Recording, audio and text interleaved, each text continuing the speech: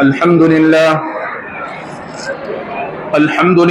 वकफ़ा वसलामुन अला इबादिहिल्लज़ीना इस्तफ़ा अम्मा बअद फ़अऊज़ु बिल्लाहि मिनश शैतानिर रजीम बिस्मिल्लाहिर रहमानिर रहीम इन्नद्दीना इंदल्लाहिल इस्लाम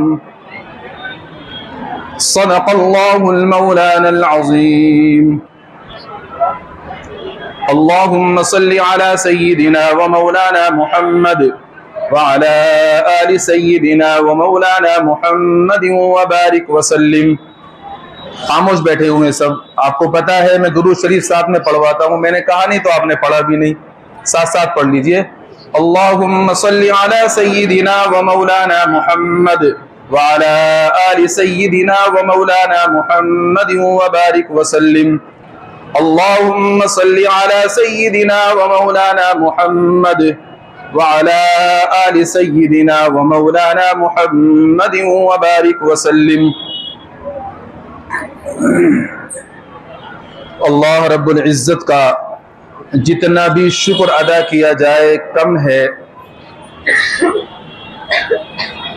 कि उसने अपने फजल से मुबारक महीना अता फरमाया और इस मुबारक महीने के अंदर तरावी के अंदर कुरान करीम पढ़ने की और सुनने की तौफीक अता फरमाई।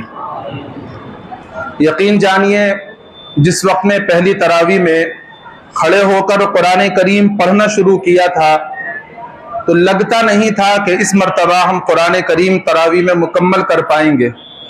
आपने भी पहली तरावी में अंदाजा किया होगा, बाज अहबाब ने मुझसे कहा भी कि ऐसा लग रहा था कि कोई मुफ्ती साहब के कंधे पर बंदूक लिए खड़ा है और ये जबरदस्ती पढ़ रहे हैं। लेकिन उस सबब का मैं अगर जिंदगी भर भी शुक्र अदा करूं तो शुक्र अदा नहीं हो सकता कि उसने और सालों के मुकाबले में इस साल अल्हम्दुलिल्लाह अच्छा पढ़ने की तौफीक मरहमत फरमाई। अल्लाह से दुआ करें अल्लाह ताला अपने फजल से हमारे इस पढ़ने को और आप सभी हजरात के सुनने को अपनी बारगाह में कबूल फरमा ले।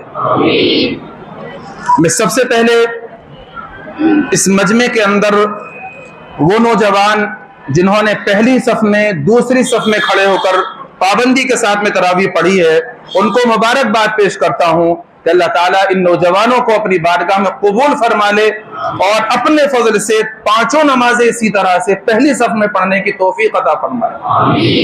और उसके बाद में मेरे वो चचा, मेरे वो हाजी लोग जो ज़ईफ़ुल उम्री को पहुंच चुके हैं, उन्होंने भी खड़े होकर माशाअल्लाह पाबंदी के साथ में तरावी पढ़ी है। हमारे हाजी मोहम्मद अली साहब हैं, चचा हसन साहब हैं और भी दीगर हमारे बुजुर्ग हजरात हैं। अल्लाह ताला इन हजरात को भी सेहत कुव्वत अता फरमाए और अपने फजल से इनको भी अपनी बारगाह में कबूल फरमा दे। बाकी अल्लाह ताला से दुआ है कि पूरे ही मजमे को अल्लाह अपनी बारगाह में कबूल फरमा दे। मेरे बुजुर्गों, यूं तो अल्लाह तबारक व तआला की तरफ से हमें नेमतें बहुत सारी मिली हुई हैं, लेकिन उन नेमतों में से एक नेमत जो हमें मिली हुई है ईमान की नेमत, ये बहुत कीमती नेमत है। ये नेमत बहुत कीमती नेमत है, लेकिन चूंकि ये नेमत हमें यूं ही मिल गई, हमने इसके लिए कोई मशक्कत नहीं उठाई। हम मुसलमान के घर में पैदा हुए, मुसलमान के घर में पैदा होने से हम मुसलमान बन गए, नाम हमारा इस्लामी रखा गया, हम मुसलमान हो गए, बस हमने इसके लिए कोई मेहनत मशक्कत नहीं उठाई है। लेकिन इसकी कदर उन हजरात से पूछिए जो हजरात ईमान लाने के बाद में मेहनत और मशक्कत उठाते हैं। सुहैब रूमी से पूछिए, बिलाल हबसी से पूछिए, खब्बाब से पूछिए रज़ी अल्लाहु अन्हुम अजमईन। इन हजरात से पूछिए कि ईमान कितनी कीमती दौलत है। अल्लाह रब्बुल इज्जत ने अपने फजल से ये दौलत हमें बिन मांगे अता फरमाई है। ये दौलत हमारे पास है, अब जरूरत इस बात की है कि हम लोग इस दौलत की कदर करें और ये कोशिश करें कि ये दौलत हमारे पास में महफूज रहे, हमारे पास से ये दौलत छिनने ना पाए। इसलिए कि अगर ये दौलत छिन गई तो याद रखो दुनिया भी बर्बाद हो जाएगी, आखिरत भी बर्बाद हो जाएगी। इसलिए ये जो अल्लाह रब्बुल इज्जत ने हमें ईमान वाली दौलत दी है, इस ईमान वाली दौलत की हमें हिफाजत करनी है कि ये दौलत हमसे छीनने ना पाए। कैसे होगी इसकी हिफाजत? इसकी हिफाजत होगी कुरान करीम की तिलावत से, इसकी हिफाजत होगी कुरान करीम पर अमल करने से। ये मैं नहीं कहता, कुरान कहता है, वइज़ा तुलियत अलैहिम आयातुहु ज़ादतहुम ईमाना। जब उनके सामने कुरान करीम की आयात की तिलावत की जाती है तो उनका ईमान बढ़ जाता है। तो ये ईमान बढ़ना, ये दर हकीकत ईमान की मजबूती की अलामत है। इसलिए अगर हमें अपना ईमान महफूज रखना है, और हर ईमान वाला चाहता है कि ईमान महफूज रहे, तो उसके लिए कुरान करीम की तिलावत को अपने लिए फर्ज ऐन का दर्जा देकर कुरान करीम की तिलावत करनी है, और कुरान करीम की तिलावत के साथ साथ कुरान करीम पर अमल भी करना है। कुरान करीम पर अमल हुआ, कुरान की तिलावत हुई, तो इंशाअल्लाह ये ईमान हमारा सलामत और महफूज रहेगा। आज गैर हमारे ईमानों पर डाका डाल रहे हैं, गैर हमसे हमारा ईमान सलब करना चाहते हैं, गैर हमसे हमारे ईमान को लेना चाहते हैं, छीनना चाहते हैं। उसकी मेहनतें चल रही है, उसकी जुस्तजू चल रही है, उसकी कोशिश चल रही है, बाकायदा प्लानिंगें चल रही है, और उसके लिए उन्होंने लड़कों को मुनज़्ज़म कर रखा है कि तुम इनको ईमान से हटाओ, तुम्हें इतना माल मिलेगा, तुम इनको ईमान से अपने मजहब में लेकर आओ, तुम्हें इतनी दौलत हम देंगे, तुम्हें ओहदा देंगे, तुम्हें सर्वत देंगे। ये सब चीजें प्लानिंग के तहत चल रही हैं। लेकिन मुसलमान है कि मुसलमान आपस के इख्तिलाफात में लगा हुआ है, मुसलमान है कि एक दूसरे की टांग खिंचाई में लगा हुआ है, एक दूसरे की तरक्की से जलने पर लगा हुआ है। इसको इसकी फिक्र नहीं है कि किसी तरह से इन नौजवान बच्चों का ईमान सलामत रह जाए, इसकी फिक्र नहीं है हमें।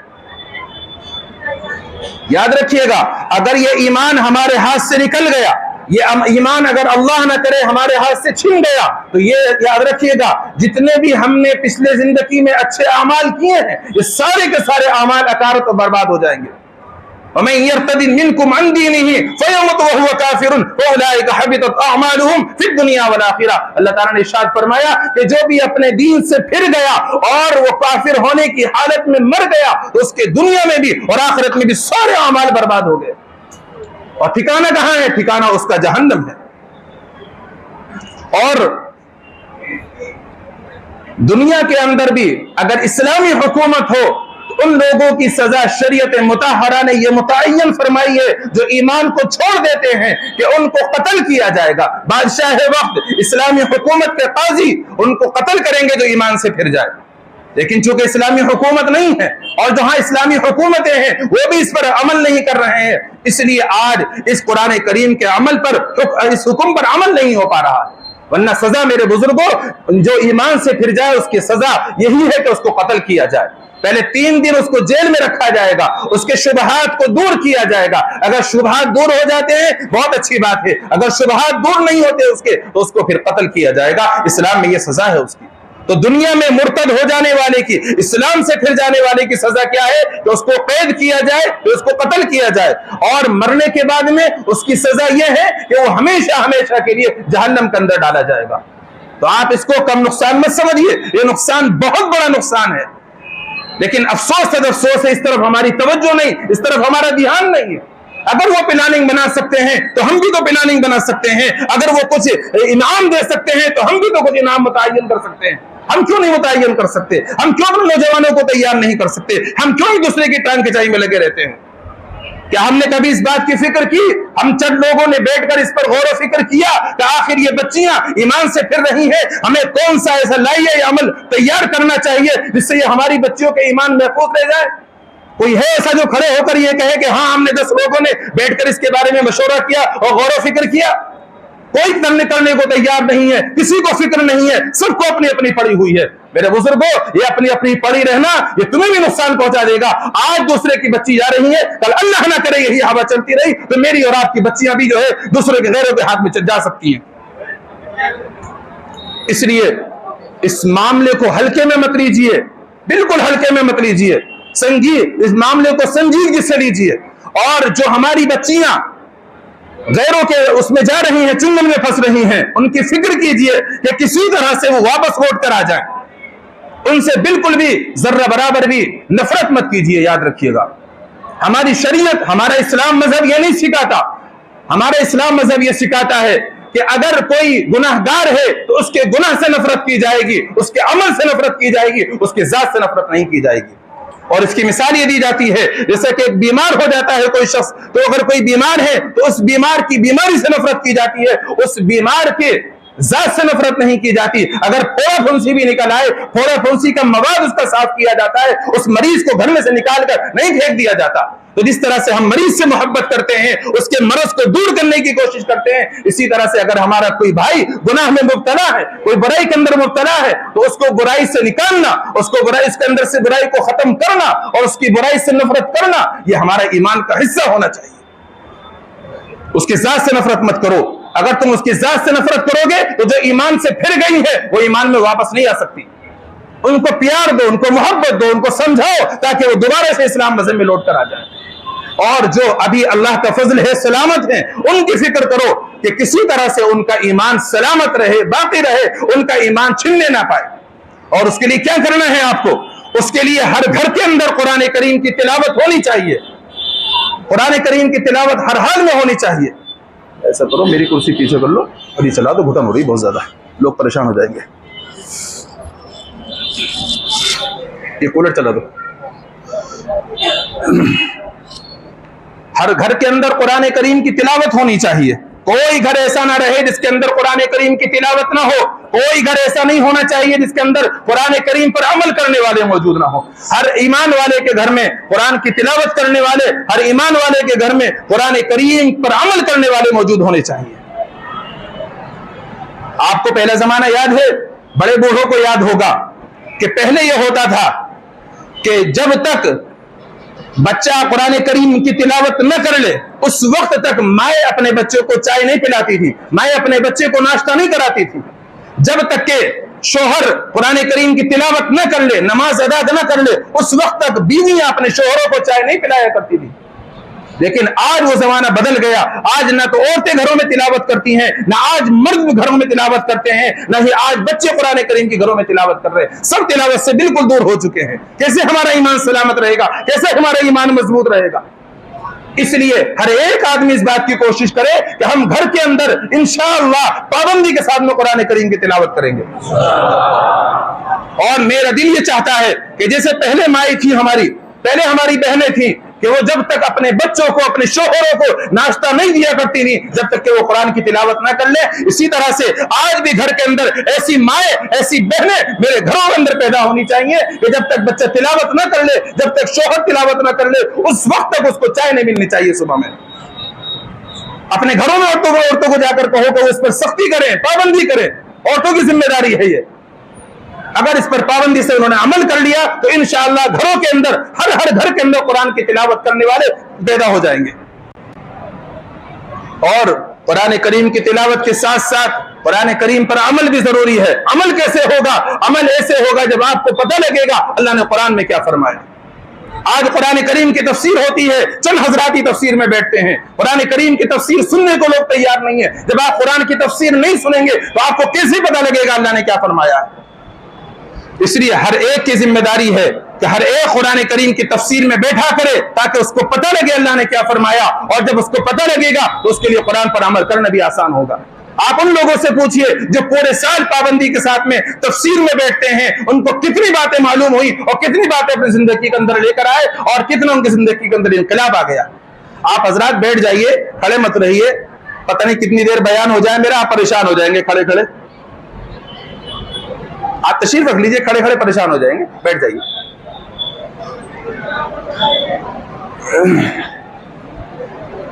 तो कुरान करीम को समझना भी बहुत जरूरी है।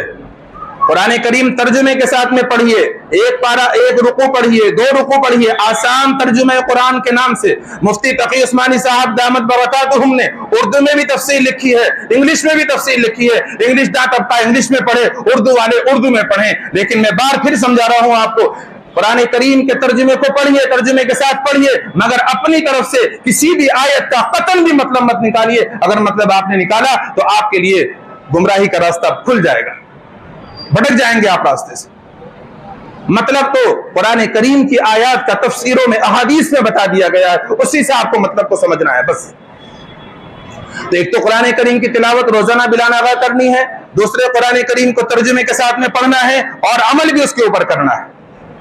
और मेरे बुजुर्गों, अपनी नौजवान बच्चियों की हिफाजत कीजिए। कैसे हिफाजत होगी? अगर वो कहीं बाहर जा रही है तो आप उसके साथ में किसी महरम को जरूर भेजिए, बगैर महरम के घर से बाहर मत निकलने दीजिए।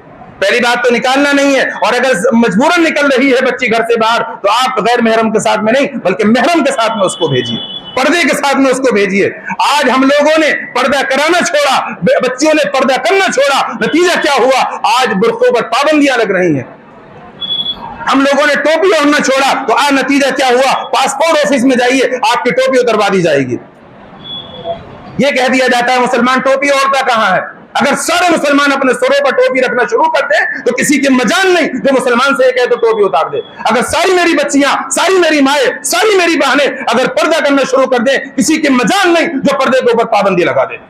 लेकिन तुमने, तुम्हारी औरतों ने, तुम्हारी बच्चियों ने पर्दा करना छोड़ा, नतीजा क्या हुआ कि गैरों ने इस पर्दे पर, बुर्खे पर पाबंदियां लगानी शुरू कर दी।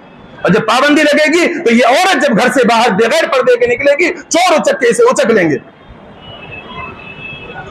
हम अगर बुर्खा उड़ाते हैं, इस्लाम अगर बुर्खा ओढ़ने के लिए औरत को कहता है, ये औरत पर जुल्म नहीं है, औरत पर ज्यादती नहीं है, बल्कि ये औरत के साथ में इस्लाम अच्छा सलूक करना चाहता है, अच्छा बर्ताव करना चाहता है। मेरे बुजुर्गों, ये समझ लीजिए, ये इस्लाम की नजर में औरत एक कीमती शे है, एक कीमती चीज है, एक बहुत ज्यादा कीमत वाली चीज है। इसलिए इस्लाम ने उसको ढक कर रखने के लिए कहा।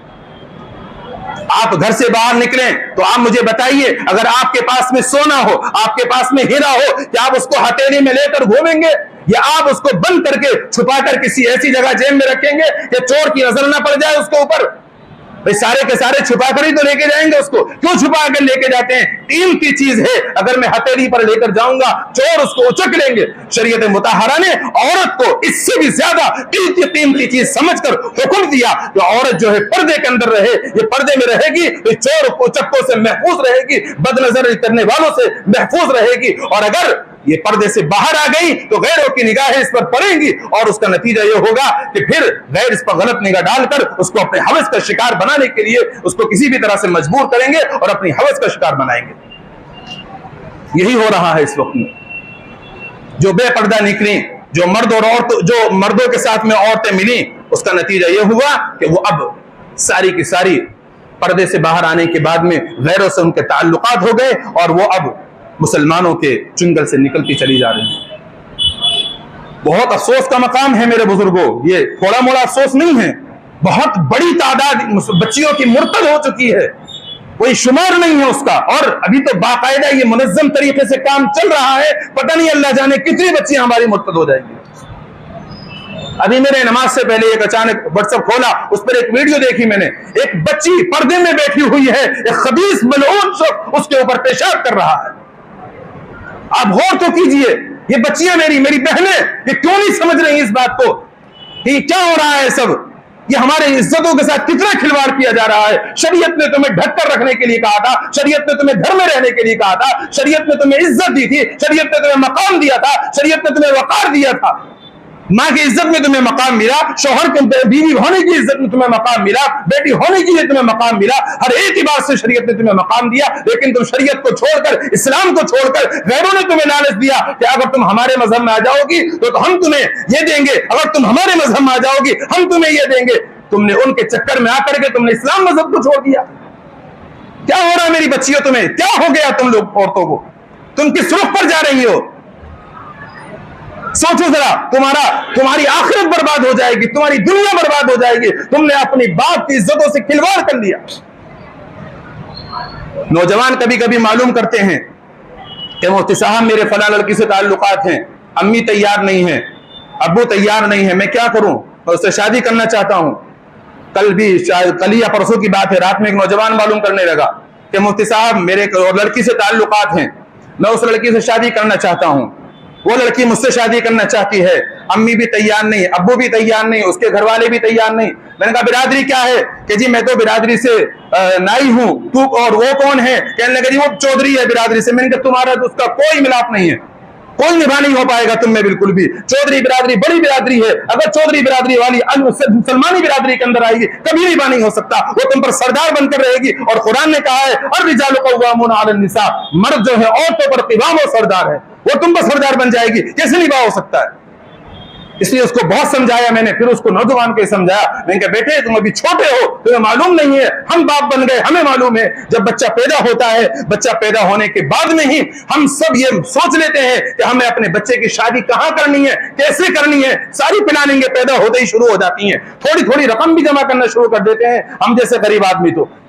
तो मेरे मैंने कहा बच्चे ये बता मुझे, जब हमने थोड़ी थोड़ी रकम जमा की, सारे प्लानिंग और इरादे किए, और जब तुम 15 साल के हुए और तुम्हें होश आया और तुम किसी लड़की के साथ में ताल्लुकात बना के उससे शादी कर लोगे, तो मुझे ये बताओ कि माँ बाप के दिल पर कितनी ठेस पहुंचेगी। और माँ बाप के दिल पर जब ठेस पहुंचेगी, तुमने माँ बाप का दिल दुखाया, उनको नाराज किया, तो याद रखो तुमने रब को नाराज कर लिया। और अगर रब नाराज हो गया, तुम कभी भी कामयाब नहीं हो सकते, कभी भी कामयाब नहीं हो सकते। तुमने ये मिजाज बना लिया, अब्बा चंद दिन तो नाराज रहते हैं, कोई बात नहीं, आप तो सब राजी हो जाते हैं मुफ्ती साहब, कोई ऐसी बात नहीं है, महीना 2 महीने 2-3-4 महीने में अब्बा सब राजी हो जाएंगे, घर तो बुला लेंगे। हाँ राजी हो जाएंगे, बुला लेंगे।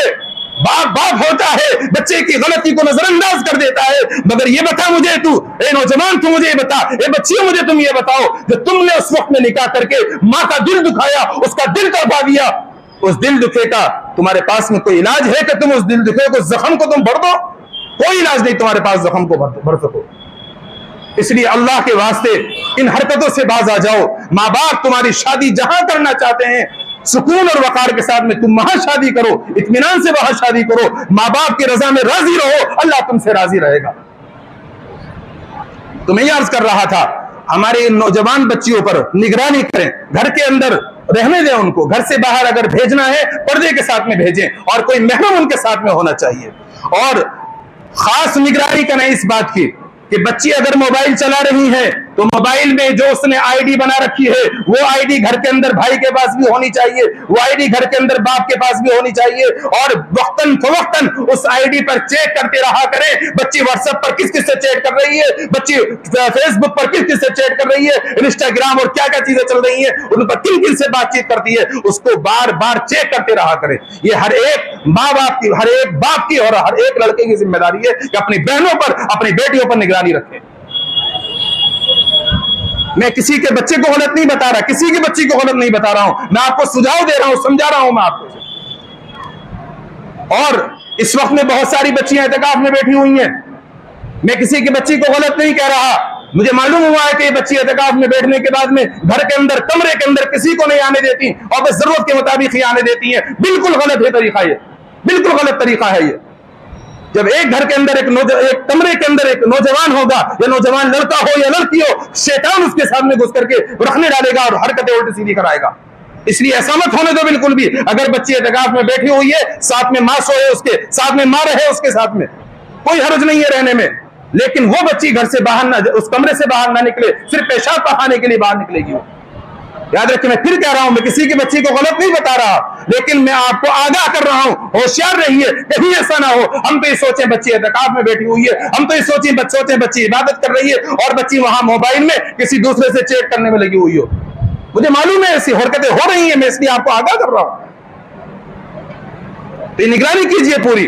और इस वक्त में आपने बच्चियों के लिए ईद का लिबास बनाया होगा, ईद के लिए अच्छे अच्छे कपड़े बनाए होंगे, लेकिन मुझे लगता नहीं है कि आपने इस बात पर ध्यान दिया हो कि अपनी बच्चियों को पूरा लिबास बनाए, ऐसा लिबास बनाए जिससे उनका सतर छुप जाए, ऐसे कपड़े बनाए जिससे उनके बदन जर्रा बराबर भी ना खुले। शायद आपका ध्यान ना गया हो, मैं तवज्जो दिला रहा हूं आपको। औरत का पूरा जिस्म सतर होता है, बिल्कुल भी नहीं खुलना चाहिए। औरत को पूरा कपड़ा ऐसा पहनाना चाहिए जिससे पूरा बदन उसका ढका रहे। नबी अलैहिस्सलातु वस्सलाम ने इरशाद फरमाया, क़यामत के करीब ऐसा जमाना आएगा कि औरतें कपड़े पहनने के बावजूद नंगी होंगी। साहबा ने कहा, अल्लाह के नबी नंगी होंगी, क्या मतलब है इसका?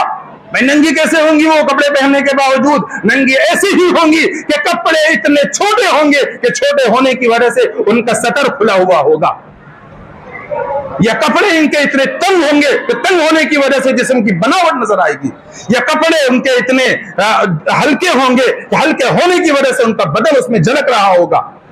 आपसे मैं दरियाफ्त कर रहा हूं, क्या आजकल हमारी बच्चियां इस किस्म के कपड़े नहीं पहन रही?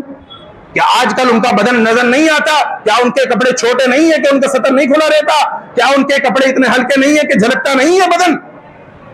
ये सब चीजें हमारी बच्चियां, मेरी और आपकी तो है, किसी बाहर से तो नहीं आएंगी बच्चियां। यहाँ कोई खोड़ा के अंदर कहीं बाहर से फ्रांस से तो नहीं आ रही, अमेरिका से तो नहीं आ रही, आपकी और मेरी ही तो है। आप और मैं अगर तंबीह नहीं करेंगे बच्चियों को तो कौन तंबीह करेगा, कौन समझाएगा इनको, किस तरह से ये माशरा सुधार में आएगा। आज भी अकल के होश के नाखून ले लो और अपनी बच्चियों पर कंट्रोल करो, लिबास पर कंट्रोल करो।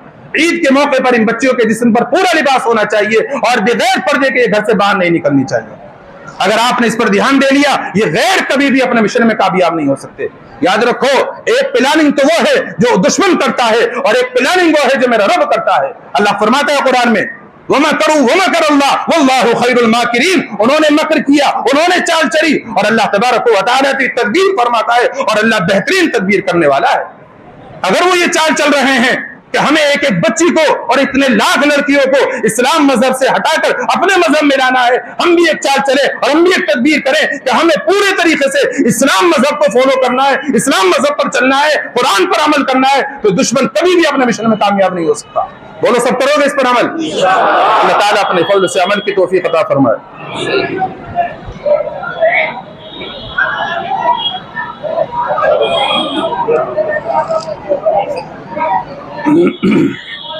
बच्चियों का बहुत ज्यादा ध्यान रखिएगा। बहुत अफसोस होता है जिस वक्त में कोई वीडियो देखते हैं कि उन बच्चियों के साथ में कैसा बर्ताव, कैसा सलूक किया जा रहा है, लालच दे करके। और बल्कि ये कहूं मैं आपसे, अभी खबर मुझे मिली खोड़ा की ही, एक बच्ची के साथ में गैर मुस्लिम लड़के ने मुसलमान बनकर फेसबुक पर या किसी भी व्हाट्सएप वगैरह पर चैट करना शुरू किया, बातचीत शुरू की। और जब उसके बाद में दोनों की मुलाकात हो गई, सारे काम उल्टे सीधे गुनाह के काम होते रहे, तब जाकर उस लड़की को मालूम हुआ ये मुसलमान नहीं, ये तो गैर मुस्लिम है। बड़ी मुश्किल से उस लड़के से चुंगल पीछा छूटा है, मालूम नहीं छूटा है नहीं छूटा। 2-3 दिन पहले मुझे मालूम हुआ था कि पीछा छूट गया है। अल्लाह करे कि उसका पीछा छूट गया उस दुश्मन से, कमबख्त से। तो अब क्या हो रहा है मेरे बुजुर्गों, ये इस तरह से भी चालाकियां करके मुस्लिम बच्चियों को फंसा रहे हैं। तो मेरी आवाज जहां तक बच्चियों तक जा रही है, मैं बच्चियों को कहूंगा, अल्लाह के वास्ते तुम किसी भी गैर महरम से जर्रा बराबर भी बातचीत मत करो, बिल्कुल भी बातचीत मत करो। मैं इन बच्चों से भी कहूंगा कि ये बच्चे भी इसका ख्याल रखें, किसी भी गैर महरम लड़कियों से बातचीत ना करें। अल्लाह ने तुम्हारे लिए जहां जोड़ा बनाया है, वक्त आने पर तुम्हारा इंशाअल्लाह वहां निकाह हो जाएगा। अल्लाह ने तुम्हारे लिए हलाल किया है, जिस तरह चाहे उसको इस्तेमाल कर लेना, शरीयत के दायरे में रहते हुए। लेकिन ये गैर तरीका जो है ये बिल्कुल मुनासिब नहीं है, ये तुम्हारे मजहब से खिलवाड़ करने वाला है। इसलिए ये जो मैंने हिदायत की हैं, इन सब पर अमल करना है इंशाअल्लाह। और ये जो ईमान अल्लाह ने हमें दिया है, ये इतनी बड़ी दौलत है मेरे बुजुर्गों कि अगर आप इसको बचाकर दुनिया से चले जाएंगे तो कब्र के अज़ाब से भी महफूज रहेंगे, दोज़ख के अज़ाब से भी महफूज रहेंगे। और अगर ये बचाकर लेकर नहीं जा सके हम लोग, तो दुनिया भी तबाह होगी, आखिरत भी तबाह हो जाएगी। इसलिए इसके बचाने की मुकम्मल फिक्र करें कि ये हमारा ईमान बचा रहे और हमारा ईमान हमसे बिल्कुल भी छीनने ना पाए। जो नौजवान हैं, इनको मैं ये हिदायत करूंगा कि अपने सर पर मुस्तकिल टोपी रखा करें। ये मुसलमान की पहचान है, मुसलमान की अलामत और निशानी है। और कोशिश करो कि अपने चेहरों पर इस सुन्नत को सजाओ। ये सुन्नत को सजाओगे तो ये क्या है, सुन्नत सजेगी तो ये नबी का तरीका तुम्हारी जिंदगी के अंदर आएगा, नबी का तरीका भी आएगा। और मैं ये कहता हूं कि सिक्योरिटी गार्ड भी है ये, जिसके चेहरे पर दाढ़ी होती है वो रोड पर चलते हुए बदनिगाही नहीं करेगा, जिसके चेहरे पर दाढ़ी होगी वो रोड पर चलते हुए धोखा नहीं देगा, जिसके चेहरे पर दाढ़ी होगी वो डसीरे काम नहीं करेगा। वो डरेगा कि यार मेरे चेहरे पर दाढ़ी है, लोग देखकर क्या कहेंगे, मुल्ला होकर ऐसे काम कर रहा है। मालूम है सिक्योरिटी गार्ड है ये, तो ये आपकी सिक्योरिटी भी है, ये हिफाजत करेगी आपकी। और जब सबके चेहरों पर दाढ़ी होगी तो अब गैर ये सोचेंगे कि तो बड़ी तादाद में हैं, इनको पर अगर हमने हाथ डाला तो ये जो है हमारा नुकसान हो जाएगा। इसलिए कोई आपके ऊपर हाथ डालने की जरा बराबर भी जुर्रत कोशिश नहीं करेगा। इसलिए हर एक को ये अल्लाह की बारगाह में दुआ भी करनी है, कोशिश भी करनी है कि सर पर हमारे टोपी होनी चाहिए, चेहरों पर हमारे सबके दाढ़ी होनी चाहिए। सब रखेंगे इंशाअल्लाह। अल्लाह अपने फजल से अमल की तौफीक अता फरमाए। और मेरे बुजुर्गों, ये कुरान करीम जो हमने मुकम्मल किया है, दर हकीकत ये अल्लाह की बहुत बड़ी दौलत है जो हमारे पास में है। इतनी बड़ी दौलत है कि आज हमारे पास में दौलत है, इसलिए हमें इसकी कदर नहीं है। लेकिन उन लोगों से पूछिए जिन लोगों के पास में दौलत नहीं है। हमारे यहाँ तो ये अलमारियों की जीनत बना हुआ है, अलमारियों में रखे हुए हैं, सजे हुए हैं, रमजान आया फिर भी पढ़ लिया, लेकिन रमजान के बाद में हमारे यहाँ नहीं पढ़ा जाता। घर में किसी का इंतकाल हो गया, मदरसे के बच्चों को बुलाया, पढ़वा लिया। दुकान हमने खोली, किसी को बुलाया, दुकान का इफ्तिताह कराया, छुट्टी कर दी। खुद भी पढ़ने की जब भी तौफीक नहीं होती। लेकिन हमें ऐसा नहीं करना है, अब नहीं करना। अब तक जो करना था वो कर लिया, अब नहीं करना। अब पाबंदी के साथ में कुरान की तिलावत करनी है बिला नागा। और ये बात मैंने और जगहों पर भी अर्ज की, अब भी आपसे अर्ज कर रहा हूं जिम्मेदारी के साथ में, कि अपना मामूल बना लें कि मुझे 1 पारा पढ़ना है, हाफिजों को 2 पारे पढ़ने हैं, मामूल बना लें। और जिस दिन न पढ़ पाए अपने नफ्स को सजा दे ले। सजा देने का क्या तरीका है? सजा देने का तरीका यह है कि आपने 1 पारे का मामूल बनाया रोजाना पढ़ने का, हाफिजों ने 2 पारे का मामूल बनाया। किसी वजह से सुबह में नहीं पढ़ पाए, दिन में किसी वक्त पढ़ लें। अगर नहीं पढ़ पाए, रात को इशा के बाद में बैठ जाए कुरान करीम लेकर के, और 1 की बजाय 2 पारे पढ़े, 2 की जगह 4 पारे पढ़े, और नफ्स से खिताब करके कहे कि तूने मुझे 1 पारा पढ़ने से रोका था ना, देख देख मैं 2 पारे पढ़ूंगा। तूने मुझे 2 पारे पढ़ने से रोका था, मैं 4 पारे पढ़ूंगा, और रोक मुझे। जब तुम 1 की जगह 2 पढ़ोगे, 2 की जगह 4 पढ़ोगे, तो जितना ज्यादा पढ़ोगे उतनी ज्यादा नेकियां तुम्हारे नामे आमाल में लिखी जाएंगी। अब कल को नफ्स क्या कहेगा तुमसे मालूम है? भाई पारा पढ़ ले, बाद में जाइए नाश्ता करने के लिए। अरे पारा तो पढ़ ले, वो मुफ्ती साहब को पता लग जाएगा, मुझसे नाराज हो जाएंगे। बाद में जाइए, पहले पारा पढ़ ले। क्यों कह रहा है वो आपसे मालूम है? वो इसलिए कह रहा है, नफ्स आपको इसलिए आपको आगाह कर रहा है कि अगर इसको मैंने नहीं पढ़वाया ना, अभी तो 1 का ही सवाब मिल रहा है, रात को 2 का मिलेगा। अभी तो 2 का मिल रहा है, रात को 4 का मिलेगा। मैं सवाब ज्यादा नहीं लेने दूंगा इसको, बेहतर है 1 ही पढ़ ले। इसलिए अपने नफ्स को सजा दे लिया कीजिए, इंशाअल्लाह कभी भी आपसे पारे की नागा नहीं हो सकती। अल्लाह मुझे भी आपको भी अमल की तौफीक अता फरमाए। आज हमारा ईमान इतना ज्यादा कमजोर हो चुका है मेरे बुजुर्गों। बात मेरी थोड़ी लंबी हो रही है, मैं माजरत चाहता हूं, लेकिन मैं कुछ बात आपके सामने जरूर अर्ज करना चाह रहा हूं। आज हमारा ईमान इतना कमजोर हो गया है, इतना कमजोर हो गया कि थोड़े से बोतल को देखने से ही डगमगा जाता है। डगमगा गया था ना भी ये सबका, कुछ दिन पहले डगमगाया था, नहीं डगमगाया? बहुत पक्के ईमान वाले हो आप लोग, मुझे तो लग रहा है डगमगा गया था। बोतलें तो मेरे पास खूब फोटो आए थे कि मोती साहब बोतल में मक्का नजर आ रहा है, मोती साहब बोतल में मदीना नजर आ रहा है। बहुत अच्छी बात है भाई, अब तो बोतल में मक्का मदीना नजर आने लगे। मक्का मदीना तो तेरे मोबाइल में पहले से मौजूद है, वहां नहीं देखा तूने? दिल चाह रहा था तो गूगल पे सर्च कर लेता, गूगल तुझे सब कुछ दिखा देता। ये बोतल में क्या खास बात थी? तो बोतल में तुमने मक्का देख करके ईमान डगमगा गया कि अल्लाह तबारक व तआला की कुदरत का करिश्मा हो गया, अल्लाह ने बोतल में मदीना दिखा दिया। अल्लाह की कुदरत का करिश्मा हो गया, अल्लाह ने बोतल में नबी का रोजा दिखा दिया सल्लल्लाहु अलैहि वसल्लम। ये तो सोचा था आपने?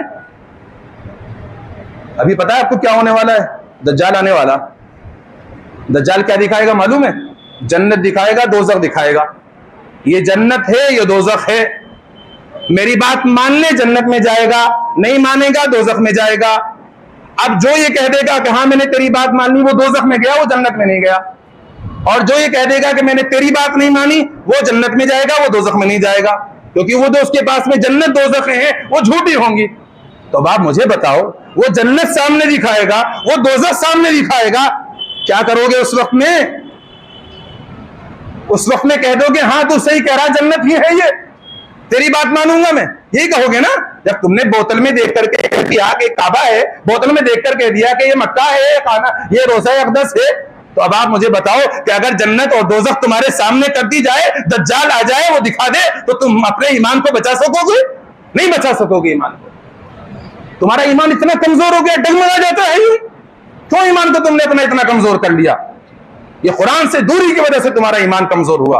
अभी आलम मार्केट में बयान था, मैं उस मौके पर मैंने वहां अर्ज किया, नहीं कि अल्लाह तबारक व तआला इस पर कादिर है कि अगर तुम्हें रोज़ा अक़दस उसको दिखाना है, अगर उसको खाने काबा दिखाना है, दरमियान से सारे पर्दों को हटा दे और अल्लाह तबारक व तआला खाने काबा को तुम्हें दिखा देगा, रोज़ा अक़दस को तुम्हें दिखा देगा। कादिर है नहीं अल्लाह इस पर?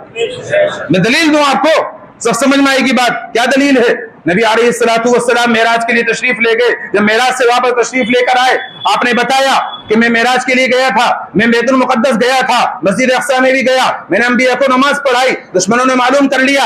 अच्छा, मस्जिद अक़सा गए थे, जरा बताना कितनी कड़ियां हैं उसमें, दरवाजे कितने हैं? अब आप बताओ, मेरे नबी वहां कड़ियां गिनने गए थे, दरवाजे गिनने गए थे? अल्लाह के बुलाए हुए मेहमान थे, मेहमान इन चीजों पर ध्यान देता है? और सरकार दो आलम सल्लल्लाहु ताला अलैहि वसल्लम को दुनिया से क्या मतलब था? वो ये चीजें गिनते, लेकिन दुश्मनों की जबान बंद करनी थी अल्लाह को। अल्लाह तबारक व तआला ने दरमियान से सारे पर्दे हटा दिए, सारे हिजाब हटा दिए और मस्जिद अक्सा को मेरे नबी के सामने कर दिया। वो सवाल करते गए, मेरे नबी जवाब देते गए, देख देख करके।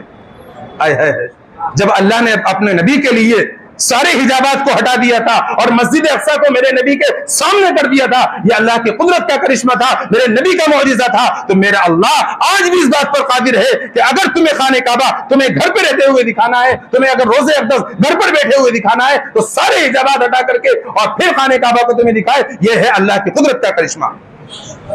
ये बोतल में आ जाए तो यह अल्लाह की कुदरत का करिश्मा नहीं है, ये तो सब चालाकियां हैं, ये सब तुम्हारे ईमान को डगमगाना है, तुम्हें असल रुख से हटाना है, कुछ और नहीं है। ये इन चीजों में कतन भी मत आ जाना। कभी भी तुम्हारे सामने इस तरह की चीज आ जाए, लाहौल पढ़ लेना, और अगर फिर भी कोई तुम इस तरह की चीजें दिखा रहा है, तुम जो है सूरह फलक और सूरह नास 3-3 बार पढ़कर उस पर दम कर देना। मुझे अल्लाह की जात से उम्मीद है, दुश्मन की अगर चाल है तुम्हारे सामने वाज़ेह हो जाएगी, कभी भी तुम्हें कोई चीज इस तरह की नजर नहीं आ सकती। तो इन चीजों पर जरा बराबर भी ध्यान न दें, अपने ईमान को डगमगाएं नहीं, ईमान मजबूत रखें। हम इन सब चीजों से फिसलने वाले नहीं हैं। हमारा ईमान अल्हम्दुलिल्लाह मजबूत है और मजबूत रहेगा, और मजबूत करने के लिए हम कुरान की तिलावत करेंगे, कुरान पर अमल करेंगे, कोई हमारा बाल भी का नहीं कर सकता इंशाअल्लाह। अब ये बातें नहीं होनी चाहिए, इन बातों पर अमल होना चाहिए। बहुत हो गया बयानबाजी बहुत हो चुकी है, सालों से बयानात हो रहे, कुछ बातों पर अमल किया, कुछ पर अमल नहीं किया, लेकिन अब वो वक्त खत्म हो चुका। अब वक्त ऐसा आ चुका है कि अब तो कुरान पर मजबूती से अमल करने में ही कामयाबी है, इसके बगैर कामयाबी नहीं हो सकती।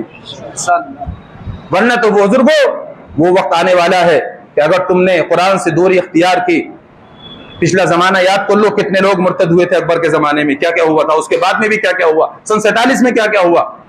अल्लाह ना करे वो दिन हमें अल्लाह ताला दिखाए। अल्लाह वो दिन दिखाने से हम सबकी हिफाजत फरमा ले, और हम मेरी भी और सबकी अल्लाह ताला अपने फजल से ईमान की हिफाजत फरमा ले।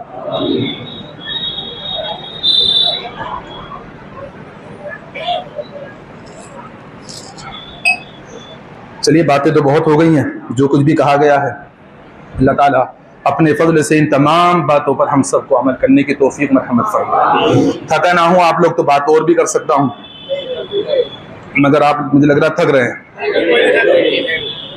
चलिए तो एक दो नसीहत और कर देता हूँ।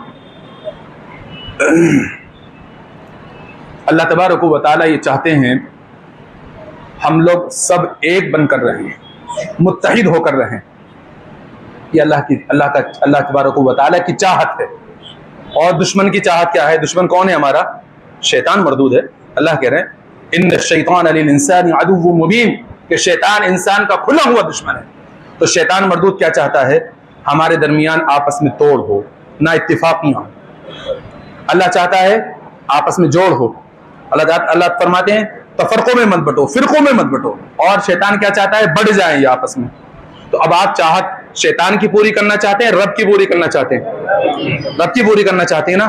तो हम बिरादरी से सैयद हो, हम बिरादरी से तेली हो, हम बिरादरी से अंसारी हो, हम बिरादरी से चौधरी हो, हम बिरादरी से सलमानी हो, हम बिरादरी से कोई भी हो, लेकिन हम सब मुसलमान होने के नाते एक हैं। इन्नमल मुमिनूना इख्वा, तमाम ईमान वाले आपस में भाई भाई हैं, भाई भाई बनकर रहिए, और दुश्मन की चाल को कभी कामयाब मत होने दीजिए। अल्लाह तबारक व तआला जो चाहते हैं, अल्लाह की चाहत को पूरा कीजिए, और वह अल्लाह की चाहत है आपस में इत्तिफाक से रहो, इत्तिहाद के साथ में रहो। फरमाया वला तनाज़उ फतफशलू वतज़हब रिहुकुम, झगड़ा मत करो वरना तुम्हारी हवा उखड़ जाएगी।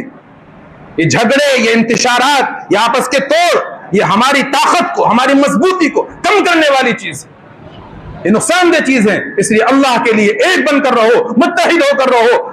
और अगर किसी मुसलमान को किसी भी जगह पर अगर तकलीफ पहुंचती है, हमें सबको उसका एहसास होना चाहिए तकलीफ को। कि हमारे मुसलमान भाई को तकलीफ पहुंची है, हम सबको इसका एहसास होना चाहिए, इस माना कर कि हम सारे के सारे आदम अलैहिस्सलाम की औलाद हैं, और जब आदम की औलाद हैं तो हम सब एक जिस्म की तरह हैं। अगर जिस्म के किसी हिस्से को कोई कांटा भी चुभता है तो पूरा हिस्सा मुतहर्रिक हो जाता है, पूरे हिस्से पर उसका असर होता है। तो इसी तरह से अगर किसी बनी आदम को, किसी आदम अलैहिस्सलाम की औलाद में से किसी को भी अगर कोई तकलीफ पहुंचती है तो हमें उस तकलीफ में उसका साथ देना चाहिए, उसकी मदद करनी चाहिए। हम साथ देंगे, मदद करेंगे तो हम आदमी कहलाने के हकदार हैं, वरना हम आदमी कहलाने के हकदार नहीं हैं।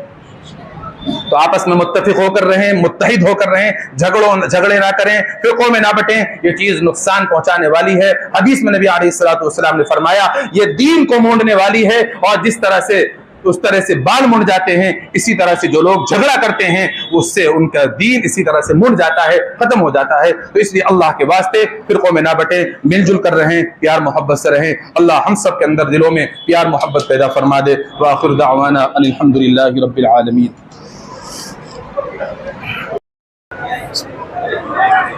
अल्हम्दुलिल्लाहि रब्बिल आलमीन वस्सलातु वस्सलामु अला सय्यिदिल अंबिया'i वल मुरसलीन।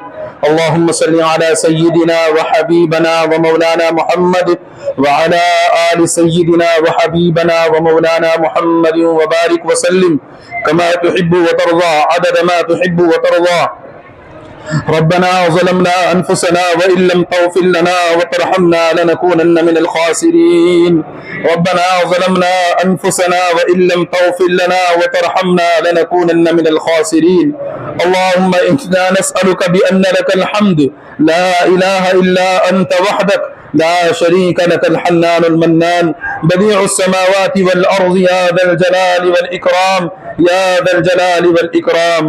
या अल्लाह या अरहमर राहिमीन या गयासल मुस्तगीसीन या अमानल मुस्तजीरीन या मुजीब दावतल मुज़्तर्रीन या हन्नान या मन्नान या अज़ीज़ या गफ़्फ़ार या सत्तारुल उयूब व या गफ़्फ़ारुज़ ज़ुनूब या अरहमर राहिमीन या अरहमर राहिमीन या अरहमर राहिमीन या अकरमल अकरमीन या मुजीब दावतल मुज़्तर्रीन या मुजीब दावतल मुज़्तर्रीन या हन्नान या मन्नान या अज़ीज़ या गफ़्फ़ार या सत्तारुल उयूब व या गफ़्फ़ारुज़ ज़ुनूब या अरहमर राहिमीन।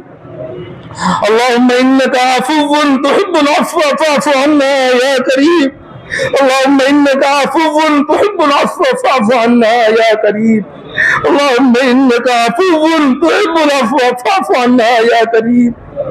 या अल्लाह आप सारे जहानों के बादशाह है, या अल्लाह बादशाहों की भी बादशाह है।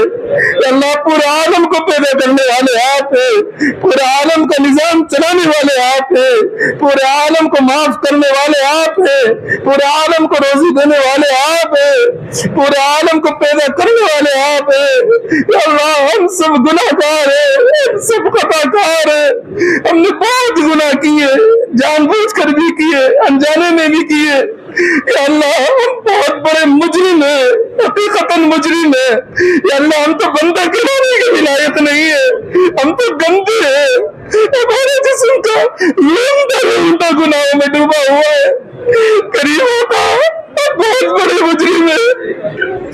करीम होता हमारे गुनाहों का कोई इम्तिहान नहीं है, कोई शुमार नहीं है। करीम आता हमने बहुत बड़े गुनाह कर रखे हैं।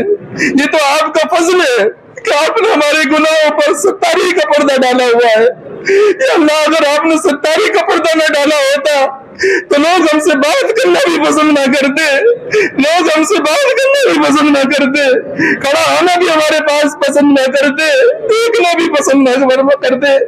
या अल्लाह जिस तरह से आपने हमारे गुनाहों पर सत्तारी का पर्दा डाला हुआ है, या अल्लाह अपने फजल से हमारे गुनाहों को माफ भी फरमा दीजिए। या अल्लाह माफ भी फरमा दीजिए। या अल्लाह अपने फजल से माफ भी फरमा दीजिए। या अल्लाह अगर आपने माफ फरमा दिया हमारा काम बन जाएगा, हमारी दुनिया भी बन जाएगी, हमारी आखिरत भी बन जाएगी और आपके खजाने में कोई कमी नहीं आएगी। या अल्लाह और अगर आपने माफ ना किया हम बना तो बर्बाद हो जाएंगे। या अल्लाह आप तो हमसे मोहब्बत फरमाते हैं। या अल्लाह आपको इस मोहब्बत का वास्ता अल्लाह हमें माफ फरमा दीजिए, माफ फरमा दीजिए। एक एक बंदे को माफ फरमा दीजिए, एक एक बंदी को माफ फरमा दीजिए, एक एक उम्मती को माफ फरमा दीजिए, एक एक उम्मती को अपनी बारगाह में कबूल फरमा लीजिए।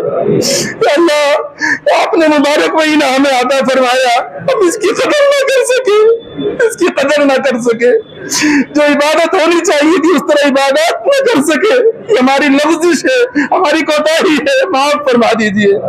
जो भी टूटी फूटी इबादत हुई है कबूल फरमा लीजिए, कबूल फरमा लीजिए। या अल्लाह हमने कुरान करीम तरावी में पढ़ना शुरू किया था, लगता नहीं था कि पूरा कर पाएंगे, सुनने वाले भी महसूस कर रहे थे कि हम शायद सुन नहीं पाएंगे, कैसे खड़े होंगे, कैसे तरावी पढ़ी जाएंगी।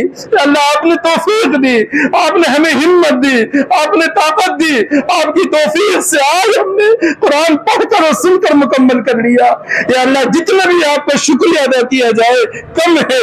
मेरे मौला अपने फजल से हमारे पढ़ने पढ़ाने को अपनी बारगाह में कबूल फरमा लीजिए। या अल्लाह कबूल फरमा लीजिए, अपनी बारगाह में कबूल फरमा लीजिए। या अल्लाह जो पढ़ने में सुनने में गलतियां हो गई हो माफ फरमा दीजिए, आइंदा और अच्छा पढ़ने की तौफीक अता फरमा दीजिए, सही पढ़ने की तौफीक अता फरमा दीजिए। या अल्लाह हासिदीन का हसद से हिफाजत फरमा लीजिए, शरीरों की शरारत से हिफाजत फरमा लीजिए, फितनों के फितने से हिफाजत फरमा दीजिए, मुनाफिकों के निफाक से हिफाजत फरमा दीजिए। या अल्लाह पूरी उम्मत के दिल में आपस में इत्तिफाक और इत्तिहाद पैदा फरमा दीजिए, नफरतों को दूर फरमा दीजिए, तफरकों में बटने से हिफाजत फरमा दीजिए, इत्तिफाक और इत्तिहाद पैदा फरमा दीजिए। मेरे मौला अपने फजल से मुसलमानों की सफों में इत्तिहाद पैदा फरमा दीजिए, प्यार मोहब्बत पैदा फरमा दीजिए, कुरान और हदीस को मजबूती से थामने वाला बना दीजिए। परवरदिगार आलम आज हमारे नौजवान बच्चे और बच्चियां गैरों की चुंगल में फंसते चले जा रहे हैं, गैरों के शिकार होते चले जा रहे हैं। कितनी बच्चियां मजहब छोड़कर जा चुकी हैं, कितने बच्चे भी मजहब छोड़ रहे हैं। या अल्लाह इनकी हिफाजत फरमा दीजिए, या अल्लाह हिफाजत फरमा दीजिए। और जितने मुर्तद हो गए हैं अपने फजल से उनको तौबा की तौफीक दे दीजिए, तौबा की तौफीक दे दीजिए। और या अल्लाह जो चुंगल में फंसने जा रहे हैं उनकी हिफाजत फरमा दीजिए। या अल्लाह नौजवान बच्चों की भी हिफाजत फरमा दीजिए, नौजवान बच्चियों की भी हिफाजत फरमा दीजिए। हम सब के ईमानों को कवी फरमा दीजिए, मजबूत फरमा दीजिए, हमारा ईमान ताकतवर बना दीजिए। परवरदिगार आलम अपने फजल से एक एक उम्मती का ईमान मजबूत फरमा दीजिए। या अल्लाह ईमान मजबूत करने वाले जो अमाल हैं वो इख्तियार करने की तौफीक अता फरमा दीजिए।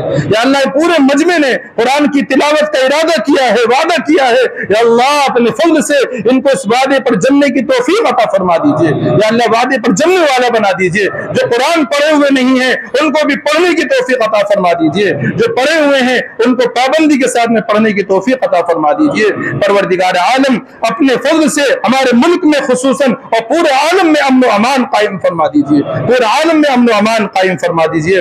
या अल्लाह बाज अनासिर ऐसे हैं जो हमारे मुल्क की फिजा को खराब करना चाहते हैं। या अल्लाह वो भी तो आपके बंदे हैं और उनकी कमान भी आपके हाथ में है। या अल्लाह उन पर भी आपका मुकम्मल इख्तियार हासिल है। या अल्लाह अपने फजल से उन शरारतियों को आप हिदायत की दौलत से माला माल फरमा दीजिए, ईमान की दौलत से माला माल फरमा दीजिए।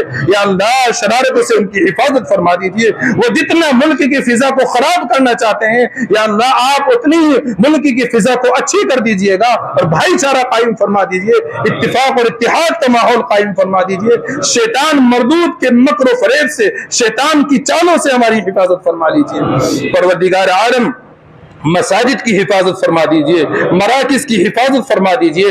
या अल्लाह मदारिस की हिफाजत फरमा दीजिए, मकातिब दीनिया की हिफाजत फरमा दीजिए। और अपने फजल से जहां भी जिस लाइन से भी जो लोग भी दीन की खिदमत कर रहे हैं उनको अपने बारगाह में कबूल फरमा लीजिए और दीन की खिदमत करने वालों की हिफाजत फरमा दीजिए। परवरदिगार आलम अपने फजल से हम सब की जुमला जायज़ हाजात को पूरा फरमा दीजिए। बहुत से लोग बीमार चल रहे हैं, उन्होंने दुआओं के लिए कहा है। या अल्लाह आप जानते हैं किस किस ने दुआओं के लिए कहा है। अपने फजल से सबको शिफा अता फरमा दीजिए, सबको शिफा अता फरमा दीजिए। ये साजिद लड़का बहुत दिनों से बीमार है, कई साल हो गए इस बच्चे को बीमार चलते हुए। या अल्लाह अब तक इसको फायदा पूरी तरह नहीं हो पा रहा है। या अल्लाह अपना फजल फरमा दीजिए, इस बच्चे को शिफा अता फरमा दीजिए। ये बीमारी के वक्त में भी, परेशानी के वक्त में भी आज यहाँ दुआ में शामिल होने के लिए आया है। मेरे मौला कुरान करीम की बरकत से, या अल्लाह माह मुबारक की बरकत से, इतने बड़े मजमे की बरकत से इस बच्चे को शिफा अता फरमा दीजिए, पूरी तरह शिफा अता फरमा दीजिए। या अल्लाह हम तो ये जानते हैं कि आप छोटे से बच्चे को जो वजूद में भी नहीं होता, कुछ भी नहीं होता, नापाक कतरा होता है, आप उसको वजूद बख्शते हैं। अगर किसी के गुर्दे खराब हो जाए तो आप उसको सही करने पर भी कादिर हैं। या अल्लाह अपने फजल से कुदरत का करिश्मा दिखाते हुए इसके गुर्दों को सही कर दीजिएगा। या अल्लाह अपने कुदरत का करिश्मा दिखा दीजिए। मुफ्ती वसीम साहब को भी शिफा अता फरमा दीजिए। या अल्लाह उनकी भी बीमारी को दूर फरमा दीजिए। फतेह मोहम्मद भाई बीमार है, अल्लाह उनको भी शिफा अता फरमा दीजिए। परवरदिगार आलम सलीम मलिक साहब बीमार है, उनको भी शिफा अता फरमा दीजिए। और वसीम हाजी फराहीम का बेटा वो भी बहुत सख्त बीमार है, परेशान है बेचारा, साल हो गए उसको शयातीन परेशान करते हैं। या अल्लाह उसकी हिफाजत फरमा दीजिए, उस बच्चे को पूरी तरह शिफा अता फरमा दीजिए, मुकम्मल सेहत याब फरमा दीजिए। या अल्लाह और बहुत सारे हजरात हैं जो दुआओं के लिए कहते हैं, आप सबको जानते हैं, सबको शिफा अता फरमा दीजिए। और या अल्लाह बीमार तो हम सब है, रूहानी तौर पर भी, जिस्मानी तौर पर भी, सबको शिफाए कुल्लिया आजिला मुस्तमिर्रा दाइमा अता फरमा दीजिए। परवरदिगार आलम बयान में जो बातें कही गई सबको अमल की तौफीक अता फरमा दीजिए। जो बात गलत निकल गई हो मुंह से अपने फजल से माफ फरमा दीजिए। या अल्लाह अपने फजल से हम सबको अमल करने की तौफीक अता फरमा दीजिए। अल्लाह मुसलमानों के सफों में इत्तिफाक और इत्तिहाद पैदा फरमा दीजिए। आज की जो रात है मुबारक रात है, और इसके बारे में हदीसों में हमने पढ़ा है कि गालिब गुमान है कि आज की रात में शब कदर होती है। या अल्लाह अगर शब कदर है या ना भी हो तो अपने फजल से इस मुबारक रात की बरकत से हम सब की दुआओं को अपनी बारगाह में कबूल फरमा दीजिए, और हम सबको शब कदर में इबादत की तौफीक अता फरमा दीजिए। या अल्लाह अपने फजल से मुर्तद होने से सबकी हिफाजत फरमा दीजिए, सबको शिफा अता फरमा दीजिए, सबके ईमान की हिफाजत फरमा दीजिए। परवरदिगार आलम मेरे वालिदैन, मेरे असातिज़ा जो मेरे इस मुफ्ती बनने में, आलिम बनने में, हाफिज बनने में मेरे मुआविन बने हैं, सबको बेहतरीन बदला अता फरमा दीजिए, सबको बेहतरीन बदला अता फरमा दीजिए। या अल्लाह अपने फजल से मेरे वालिदैन की उम्र में आफियत के साथ बरकत पैदा फरमा दीजिए, उनकी रूहानी और जिस्मानी बीमारियों को दूर फरमा दीजिए। मेरे असातिज़ा जो इंतकाल फरमा गए, खुसूसन कारी अफजाल साहब, उनको जन्नतुल फिरदौस में आला से आला मकाम अता फरमा दीजिए। और जो असातिज़ा हयात हैं उनकी उम्रों में आफियत के साथ बरकत पैदा फरमा दीजिए। परवरदिगार आलम हमारे तमाम उलमाए हक़ का, जो भी उलमाए हक़ हैं, सबकी उम्रों में आफियत से बरकत पैदा फरमा दीजिए। परवरदिगार आलम हरमैन शरीफैन की हिफाजत फरमा दीजिए। और या अल्लाह अपने फज़ल से एक एक उम्मती को हरमैन शरीफैन की ज़ियारत नसीब फरमा दीजिए, बार बार जाने की तौफीक अता फरमा दीजिए। या अल्लाह जो लोग उम्रे के लिए, हज के लिए जा रहे हैं, उनके हज और उम्रों को अपनी बारगाह में कबूल फरमा दीजिए। परवरदिगार आलम मांगने को तो बहुत कुछ दिल चाहता है, बहुत कुछ मांगे, लेकिन हम जानते हैं कि आप देने वाले दाता हैं, कि आपके यहाँ तो बगैर मांगे भी मिल जाया करता है। या अल्लाह अपने फजल से हमारी जरूरियात को बिन मांगे पूरी फरमा दीजिए, हमारी जरूरियात बिन मांगे पूरी फरमा दीजिए। और या अल्लाह हम आपके घर के भिखारी हैं, हम या अल्लाह भिखारी का काम तो मांगना ही होता है। या अल्लाह अपने फजल से हमारी मांगे पूरी फरमा दीजिए और हमें अपनी बारगाह में कबूल फरमा दीजिए। या अल्लाह हर किस्म के फितने से, हर किस्म की शरारतों से हिफाजत फरमा दीजिए। या अल्लाह अपने फजल से हमारी दुआओं को अपनी बारगाह में हजरत नबी करीम सल्लल्लाहु तआला अलैहि वसल्लम के सदक़े तौफ़ील में कबूल मंजूर फरमा दीजिए। अल्लाहुम्मा इन्ना नजअलुका फ़ी नुहूरिहिम व नऊज़ु बिका मिन शुरूरिहिम। अल्लाहुम्मा इन्ना नजअलुका फ़ी नुहूरिहिम व नऊज़ु बिका मिन शुरूरिहिम। अल्लाहुम्मा इन्ना नजअलुका फ़ी नुहूरिहिम व नऊज़ु बिका मिन शुरूरिहिम। सुब्हान रब्बिका रब्बिल इज़्ज़ति अम्मा यसिफ़ून व सलामुन अलल मुरसलीन वल्हम्दुलिल्लाहि रब्बिल आलमीन।